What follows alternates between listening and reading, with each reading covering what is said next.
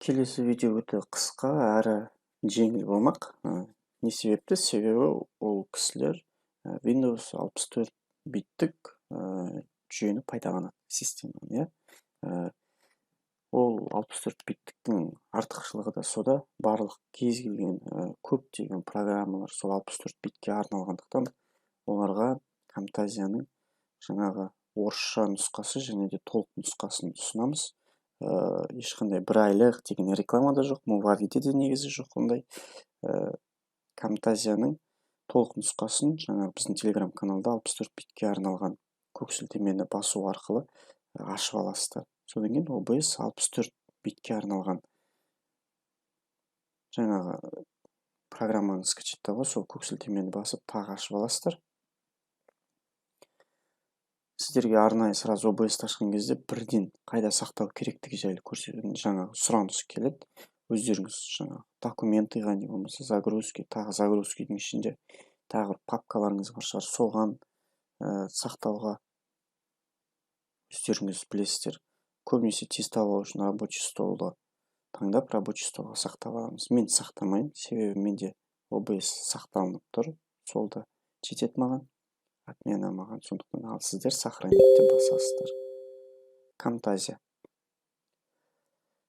Camtasia'ны скачаттап алмас бұрын сіздер міндетті түрде антивирусты өшіру керек боласыздар. Ол үшін шет жағынан кішкентай жерден өзіңіздің антивирусыңыздың эмблемасын тауып аласыз. Менікі мысалы есеп болғандықтан міне тұр. Тышқанның оң жақ батырмасын бассаңыздар, аваст болсын барлығында осындай меню шығады. Сол жерден приостановить защитуды басасыздар. Остановить защиту бар, остановить вирус дейді, неше түрлі, әйтеуір тоқтату. Сол жерден до перезагрузки таңдайсыздар. Применить басасыздар. Компьютеріңіздің экранынан да, нет деген таңдау шығады, сіз даны басасыз. Болды. Енді антивирус өшірілді. Енді еркін скачаттай береміз. Скачатты басамыз. Я хочу скачать этот файл. Тағы да галочканы қойып, скачатты басамыз. Бұл менде скачатталып тұр, сондықтан мен скачатты баспаймын. Скачатталу процесі аяқталғаннан кейін енді орнату процесіне көшейік. Camtasia менде скачатталып тұр, мінекей. OBS скачатталып тұр. Үстінен 2 рет бассаңыздар, ары қарай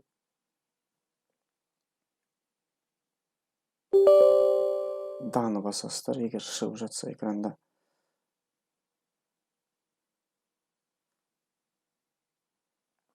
Орыс тілін таңдайсыздар мына жерден. Егер сіздерде орыс тіл емес ағылшын тілінде тұрса, міндетті түрде орыс тілін таңдап аласыздар.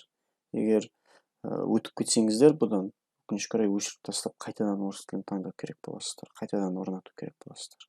Окейді басамыз. Мына жерде мінекей қараңыздар, менде ол алынып қалады автоматты түрде, бірақ сіздерде бұл алынбауы мүмкін. Изменить настройки хайру деген. Ол жерде галочканы міндетті түрде алып тастаймыз. Мұқият қадағалап естіп алыңыздар. Міндетті түрде алып тастаймыз. Содан кейін далее орыс тілін таңдаймыз, орыс тіл таңдалып тұр.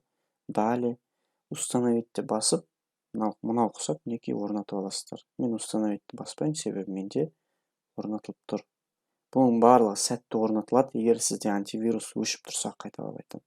Антивирус өшпесе, өкінішке орай бұл папка жоғалып кетеді. Сосын айтасыздар, менде Camtasia дұрыс орнатылмады деп. Camtasia орнатылады, мінекей, осылай запись жасай бересіздер еркін. Мен сияқты. Мен қазір Camtasia мен сіздерге запись жүргізіп отырмын. Енді OBS-ті орнату.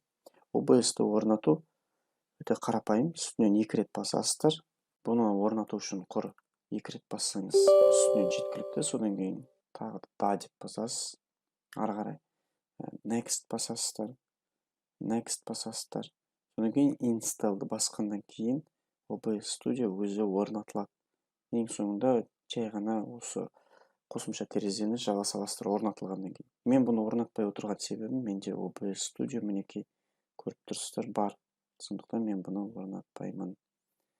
Жай ғана сіздерге қазір дұрыстап баптауды жасау керектігін көрсетемін. Яғни, сіздер OBS Studio'ны орнатқаннан кейін, ол әсіресе Windows 8, Windows 10 жаңағы жүйелі ноутбук компьютерлерде OBS Studio бірінші экраны қап-қара болып қалады. Қазір мен сіздерге ашып көрсетейін, қалай қара болып кететіні жайлы. Осылай экраныңыздан ештеңе көрсетілмей қалуы мүмкін, яғни запись жасамауы мүмкін. Сондай жағдайда не істеу керек? Нақсап жазып тұру үшін мінекей. Ол үшін жай ғана келесі нұсқаулықты бірге бір орындаймыз. OBS-ті толық жауып тастаймыз. OBS-ті толық жауып тастағаннан кейін OBS-тің өзіне курсорды апарып оң жақ батырманы басамыз. Сол кезде расположение файла деген тауып аламыз, не болмаса свойствоға кіріп, сол жерден расположение файла дегенді басып OBS Studio'ның файлдарының арасына кіреміз. Сол жерде өзі көкпен белгіленіп дайын тұрады приложение OBS Studio деп. Тағы да оң жақ батырманы басып, соны свойствоға кіріп, совместимость дегенді тауып аламыз жоғарғы шетінен. Жоғарғы шетінен совместимостьны тауып алып, мына жерде мінекей қараңыздар. Запустить программу в режиме совместимости галочканы басып, егер сіздерде Windows 18 болса 7-ні басасыздар, не болмаса Vista'ны өздеріңіз білесіздер. Windows 7-ні басып, мына жерде де галочка болмайды, негізі сіздерде, сондықтан сіздерде бұл жерде галочканы басып, запускать эту программу от имени администратора. Ары қарай применитті басасыздар, содан кейін окейді басасыздар. Болды. Содан кейін программаны жабасыздар. Мына жерде применить, окей. Келесі екінші этап Windows 10 жүйесінде, жаңағы 8 жүйесінде. Егер сіздерде панель управления NVIDIA мына жерде тұрса, жаңағы білесіздер ғой, бұны шығарудың жолын.